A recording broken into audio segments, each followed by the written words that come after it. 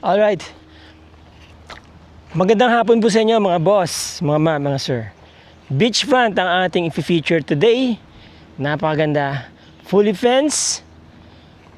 Botolan, Zambales po ito. Nakahilera to sa mga sikat na resorts. Sundowners, Villa Elisa, Calinto.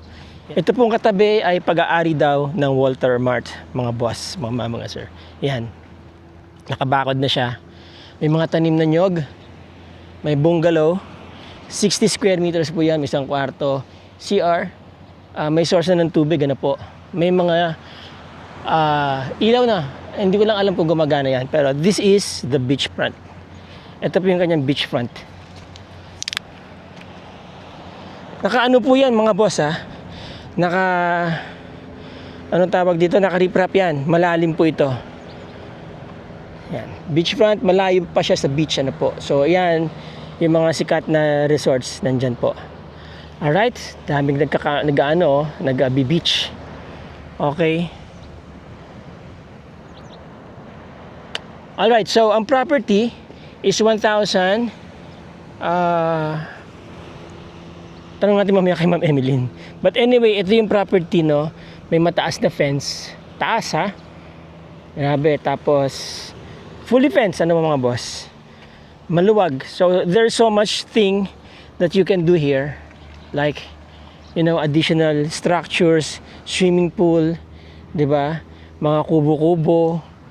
So hindi siya masyadong malaki, hindi rin siya maliit, no? Very ideal siya na gawing retirement area. Pwede nyo pang Airbnb, pwede nyo paupahan, ano po, pagawa kayo ng mga accommodation structures. Pwede nyong mixed use, ano po, commercial, residential.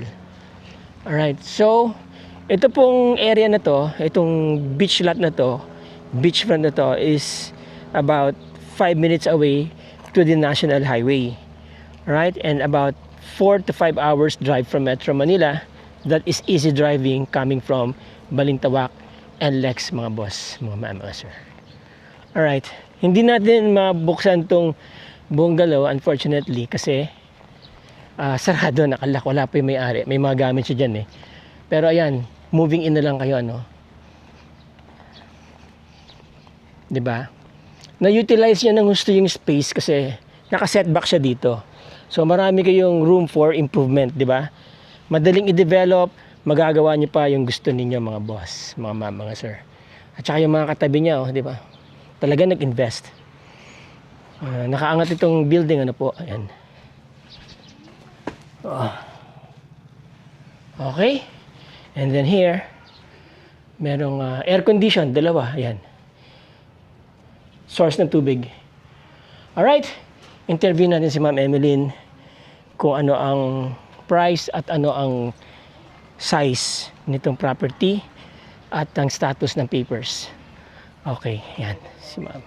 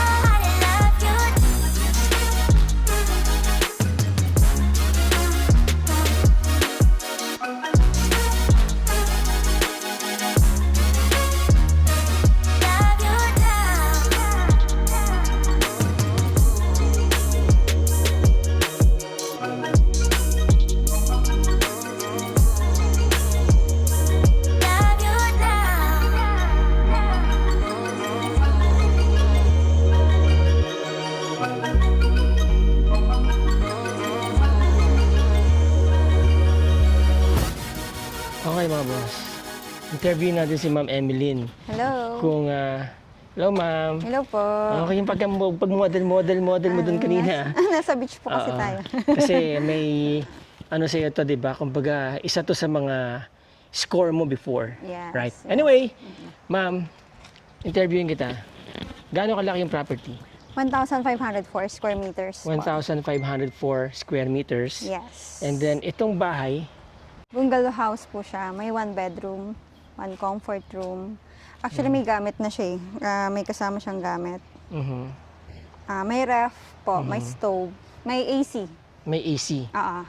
Ilan? Isa? Isa O- rin po. Isa rin? Ah, Dalawa yes yung po. makina nakita ko dun. Po, mayroon po siya water. Hindi, dalawang makina ng aircon.